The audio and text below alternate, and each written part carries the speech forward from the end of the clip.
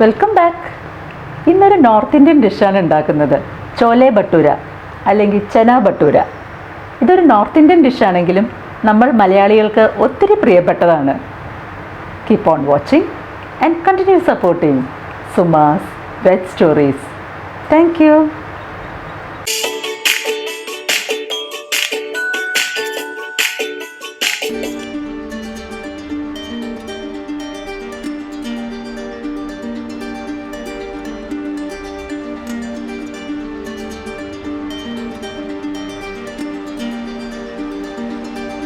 ആദ്യം നമുക്ക് ഭട്ടൂരയ്ക്ക് മാവ് കുഴയ്ക്കാം. അതിനായി 2 കപ്പ് മൈദ, 1/2 ടീസ്പൂൺ ഉപ്പ്, 1/4 ടീസ്പൂൺ ബേക്കിംഗ് സോഡ, 1 ടീസ്പൂൺ പഞ്ചസാര,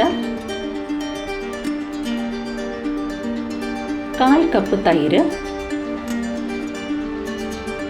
2 ടേബിൾ സ്പൂൺ റവ, 2 ടേബിൾ സ്പൂൺ വെജിറ്റബിൾ ഓയിൽ.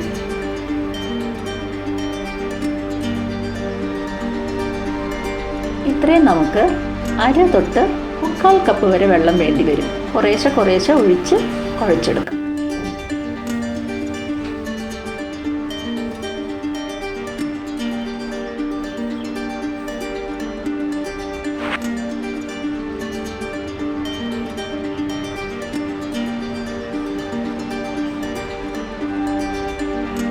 നല്ല സോഫ്റ്റായി കുഴച്ചെടുത്തു.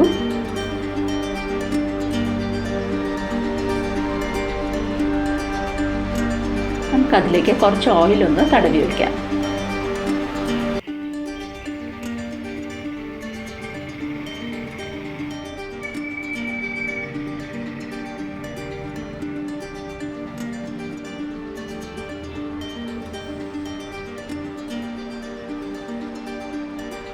അത് അടച്ച് 2 മണിക്കൂർ റെസ്റ്റ് ചെയ്യാൻ വയ്ക്കാം. ഇത് ഓവർനൈറ്റ് സോക്ക് ചെയ്ത ഒരു 2 കപ്പ് കടലയാണ്. ഇത് കഴുകി വാരിയെടുത്തു. നമുക്കൊരു കുക്കറിലേക്ക് ഇടാം. നകയ്ക്ക് വെള്ളം ഒഴിക്കാം. ഇത് ടീ ബാഗാണ്. ടീ ബാഗ് കയ്യിലുണ്ടെങ്കിൽ ഇതേപോലത്തെ 2 എണ്ണം ഇടാം. ഇല്ലെങ്കിൽ നമുക്കൊരു പോട്ട്ലി പോലെ കിഴി പോലെ കെട്ടി അതിൻ്റെ അകത്ത് 2 ടീസ്പൂൺ ചായപ്പൊടി കെട്ടി കുക്കറിലേക്ക് ഇടാം. ആവശ്യത്തിന് ഉപ്പും 1/2 ടീസ്പൂൺ മഞ്ഞൾപ്പൊടിയും ചേർത്ത് അടച്ച് വെച്ച് ഒരു 5 to 6 വിസിലിന് വേവിച്ചെടുക്കാം. ഒരു കടായിലേക്ക് 1 ടേബിൾ സ്പൂൺ ഓയിൽ ചൂടാക്കാം. അതിലേക്ക് 2 സവാള ചെറുതായി അരിഞ്ഞത് ചേർക്കാം. സവാള വേഗം വഴലാൻ വേണ്ടി കുറച്ച് ഉപ്പും ചേർത്തു.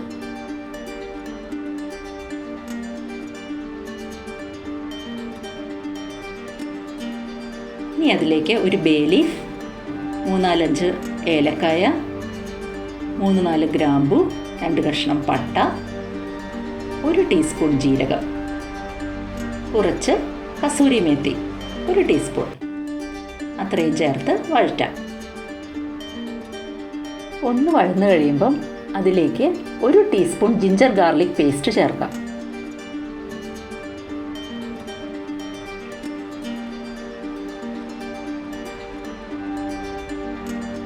ഇനി 1/2 ടീസ്പൂൺ മഞ്ഞൾപ്പൊടി, 2 teaspoon Kashmiri chilli powder, 1 teaspoon മല്ലിപ്പൊടി,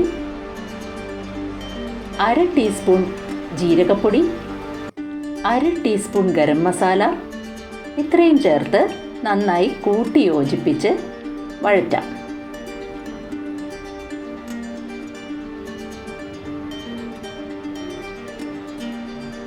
അര ടീസ്പൂൺ ആംചൂർ പൗഡറും കൂടി ചേർത്തിട്ടുണ്ട്.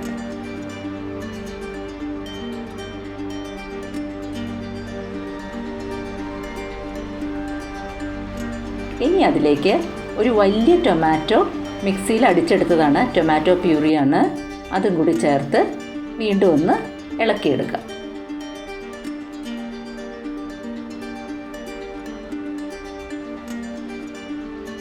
വിസിലൊക്കെ പോയിട്ടുണ്ട്. കുക്കർ ഒന്ന് തുറന്ന് നോക്കാം. ഇനി ആ പോട്ട്ലി, ആ കിഴി കെട്ടിയിട്ടത് നമുക്ക് എടുത്ത് മാറ്റാം. കടല നന്നായി വെന്തിട്ടൊക്കെ ഉണ്ട്. ആ ഒരു കളറ് വന്നിട്ടുണ്ട്. കളർ മാറ്റം ശ്രദ്ധിച്ച് കാണുമല്ലോ അല്ലേ? അതാ ചായപ്പൊടി ചേർത്തതിൻ്റെയാണ്. അത് നമുക്ക് വഴറ്റി വെച്ച മസാലയിലേക്ക് കടല ചേർക്കാം. നന്നായിട്ടൊന്ന് ഇളക്കി കൊടുക്കാം. ഒരു 1/2 കപ്പ് ചൂടുവെള്ളവും കൂടി ചേർക്കാം. ഒന്ന് മസാലയിൽ കിടന്ന് ഒന്ന് വെന്ത് ഒന്ന് കുറുകി വരണം. ഇതധികം ഭയങ്കര നീട്ടമുള്ളൊരു കറിയല്ല, കുറച്ച് കുറുകി നിൽക്കണ ഒരു കടലക്കറിയാണ്, ചന മസാലയാണ്. അരപ്പും കടലയും എല്ലാം കൂടി ചേർന്ന് നന്നായി വെന്ത് വന്നിട്ടുണ്ട്. ഒന്ന് ഉപ്പ് നോക്കാം. കുറച്ച് ഉപ്പ് കുറവുണ്ട്. ഉപ്പ് ചേർത്തു. നല്ലൊരു മണം വരുന്നുണ്ട്. നല്ലൊരു നോർത്ത് ഇന്ത്യൻ മണം വരുന്നുണ്ട്. നോർത്ത് ഇന്ത്യൻ ഫ്ലേവറായിട്ട് വരുന്നുണ്ട്. കുറച്ചധികം മല്ലിയിലയും ചേർത്ത് ഗ്യാസ് ഓഫ് ചെയ്യാം. നല്ലൊരു ചന മസാല റെഡി ആയിട്ടുണ്ട്. ഇനി നമുക്ക് മാവ് നോക്കാം.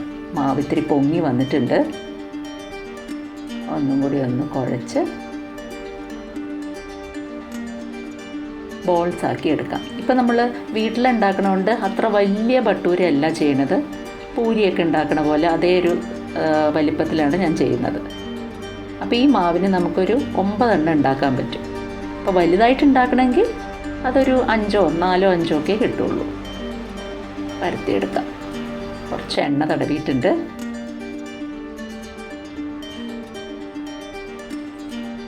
വലുതായിട്ട് ഉണ്ടാക്കുമ്പോഴുള്ള പ്രശ്നം അധികം എണ്ണ വേണം, പിന്നെ അത് വേസ്റ്റ് ആവും, ആ ഇഷ്യൂസൊക്കെ ഉണ്ട്. അപ്പോൾ വീട്ടിലാകുമ്പോൾ നമുക്ക് ചെറുതായാലും മതി.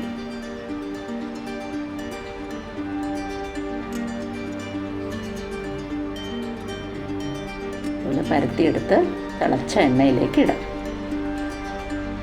നന്നായി മുങ്ങി കിടക്കണം. നിറയെ എണ്ണ വേണം.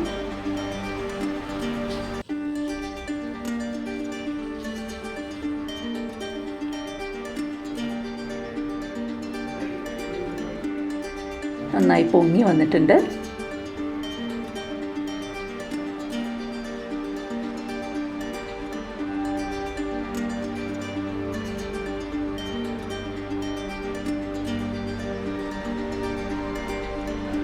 നല്ല ഭട്ടൂരയായിട്ടുണ്ട്.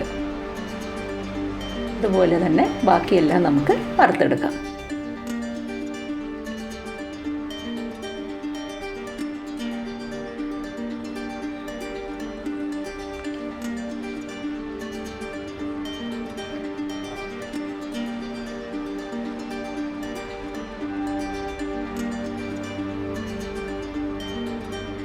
ഒന്ന് എണ്ണ സ്പ്ലാഷ് ചെയ്ത് സൈഡിലൊക്കെ കൊടുക്കാം.